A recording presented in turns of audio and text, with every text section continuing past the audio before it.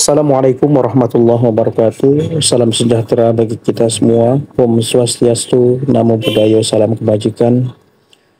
Teruntuk sahabat-sahabatku semua yang pada tahun ini mengikuti seleksi calon aparatur sipil negara, baik CPNS maupun P3K. Di dalam video ini kami akan mencoba membahas secara singkat dan padat mengenai karakteristik soal yang akan muncul nanti saat ujian seleksi. Dan bagi teman-teman semua yang menginginkan modul pembelajaran atau paket tryout, silahkan kunjungi di halaman deskripsi video ini. Untuk itu, mari kita bahas satu persatu, soal demi soal. Semoga ini nanti bisa bermanfaat bagi teman-temanku semuanya. Soal seleksi kompetensi bidang atau SKB, analis kebijakan. 1. Seorang analis kebijakan di Kementerian Pendidikan sedang melakukan evaluasi kebijakan program Merdeka Belajar. Dalam tahap analisis ex post facto, ditemukan bahwa implementasi program tersebut mengalami berbagai tantangan di lapangan.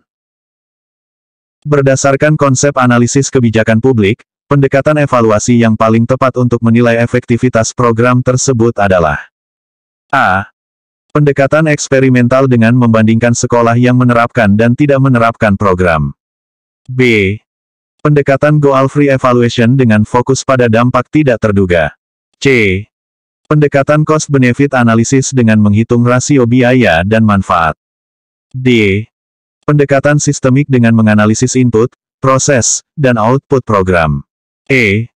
Pendekatan evaluasi formatif dengan menilai proses implementasi. Jawaban yang tepat adalah D. Pembahasan dari pertanyaan di atas yaitu, bahwa pendekatan sistemik merupakan metode paling komprehensif untuk mengevaluasi kebijakan publik skala besar seperti Merdeka Belajar, karena mencakup analisis menyeluruh terhadap input atau sumber daya proses atau implementasi, dan output atau hasil program. Pendekatan ini memungkinkan identifikasi masalah di setiap tahapan dan keterkaitan antar komponennya. 2. Dalam proses penyusunan dokumen saran kebijakan, analis kebijakan di Kementerian Keuangan menemukan fenomena tumpang tindih regulasi perpajakan UMKM. Menggunakan metodologi riset kebijakan yang tepat, langkah pertama yang harus dilakukan adalah A. Melakukan focus group discussion dengan pelaku UMKM. B. Mengidentifikasi variabel-variabel yang mempengaruhi implementasi kebijakan. C. Membuat pemetaan regulasi dan melakukan analisis konten kebijakan. D. Menyusun rekomendasi penyederhanaan regulasi. E. Mengumpulkan data statistik pertumbuhan UMKM. Jawaban yang tepat adalah C. Pembahasan dari pertanyaan di atas yaitu, bahwa dalam menghadapi masalah tumpang tindih regulasi, langkah metodologis pertama yang tepat adalah melakukan pemetaan regulasi dan analisis konten kebijakan. Hal ini memungkinkan pemahaman komprehensif tentang overlap regulasi sebelum melakukan langkah-langkah lanjutan seperti FGD atau pengumpulan data statistik. 3. Analis kebijakan pada Badan Perencanaan Pembangunan Nasional sedang menyusun kajian tentang implementasi kebijakan ekonomi hijau. Dalam konteks manajemen kebijakan publik, pendekatan yang paling efektif untuk memastikan keberhasilan implementasi adalah A. Pendekatan top-down dengan penekanan pada hierarki birokrasi. B. Pendekatan hibrid yang mengkombinasikan elemen top-down dan bottom-up. C. Pendekatan bottom-up dengan fokus pada street-level bureaucrats. D. Pendekatan linear yang menekankan tahapan sekuensial. E. Pendekatan inkremental dengan perubahan bertahap. Jawaban yang tepat adalah B. Pembahasan dari pertanyaan di atas yaitu, bahwa pendekatan hibrid merupakan pilihan paling efektif karena mengintegrasikan kekuatan pendekatan top-down atau kejelasan arahan strategis dan bottom-up atau adaptasi terhadap kondisi lapangan. Ini sangat relevan untuk kebijakan kompleks seperti ekonomi hijau yang membutuhkan koordinasi multi-level dan adaptasi kontekstual. 4. Dalam proses publikasi saran kebijakan tentang reformasi birokrasi, analis kebijakan di Kementerian PANRB menghadapi resistensi dari berbagai pemangku kepentingan. Strategi komunikasi kebijakan yang paling tepat untuk mengatasi situasi ini adalah A. Menggunakan pendekatan one-way communication untuk memperjelas hierarki. B. Menerapkan strategi komunikasi persuasif dengan pendekatan evidence-based. C. Melakukan komunikasi reaktif ketika muncul penolakan. D. Mengadopsi komunikasi formal melalui jalur birokrasi. E. Menerapkan komunikasi terbatas pada kelompok tertentu. Jawaban yang tepat adalah B. Pembahasan dari pertanyaan di atas yaitu, bahwa strategi komunikasi persuasif dengan pendekatan evidence-based paling efektif karena menggabungkan data empiris dengan teknik persuasi yang dapat meyakinkan pemangku kepentingan tentang urgensi dan manfaat reformasi birokrasi, sambil tetap membuka ruang dialog konstruktif. 5. Analis kebijakan di Badan Pengkajian dan Penerapan Teknologi mengidentifikasi kebutuhan untuk merevisi kebijakan inovasi nasional. Dalam konteks pemetaan stakeholder, teknik analisis yang paling komprehensif untuk mengidentifikasi posisi dan kepentingan para pemangku kepentingan adalah A. SWOT analisis dengan fokus pada internal stakeholder. B. Power interest grid dengan pemetaan dinamis. C. Stakeholder salience model dengan 3 atribut utama. D. Social network analysis untuk pemetaan hubungan. E. Value chain analysis untuk identifikasi peran. Jawaban yang tepat adalah C.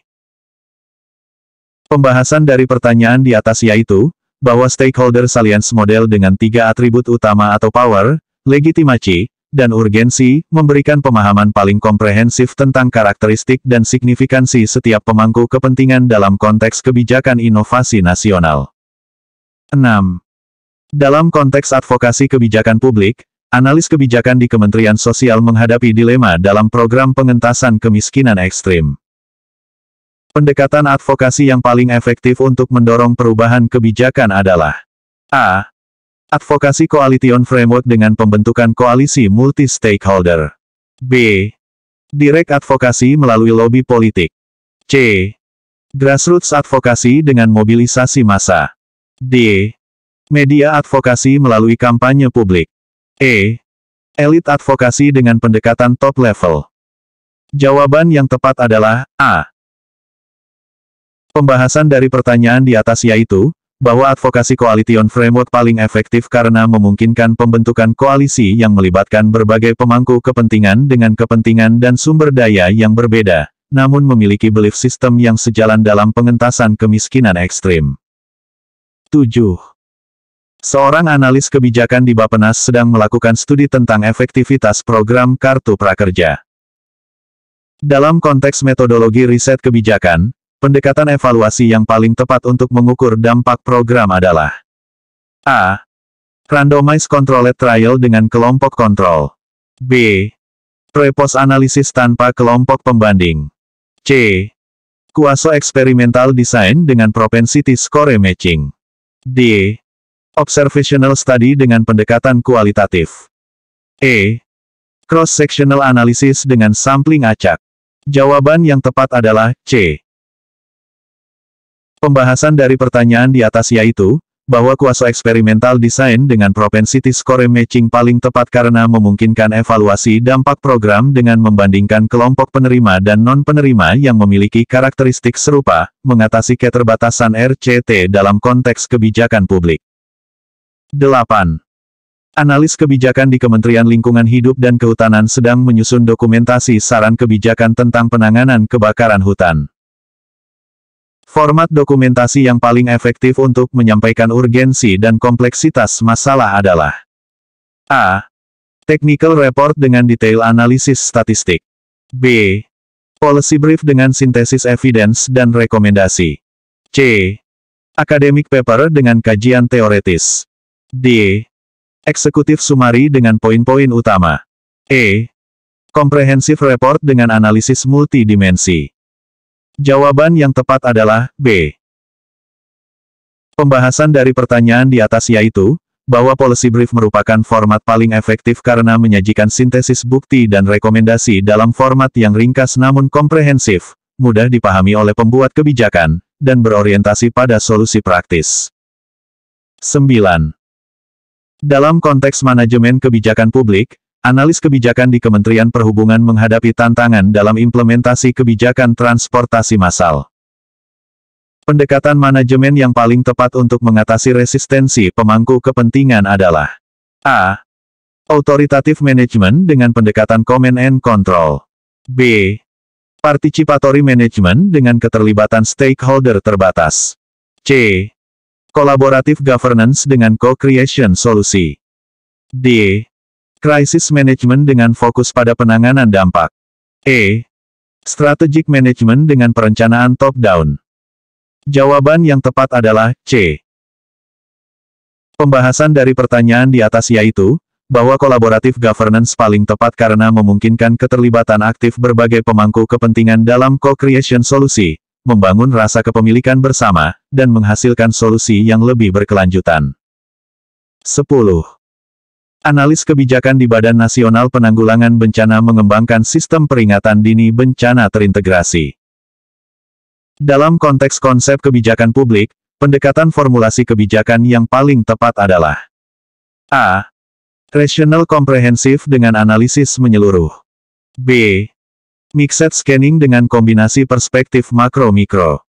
C. Incremental dengan perubahan bertahap. D. Garbage-can dengan fokus pada situasi chaos. E. Strategic Planning dengan orientasi jangka panjang.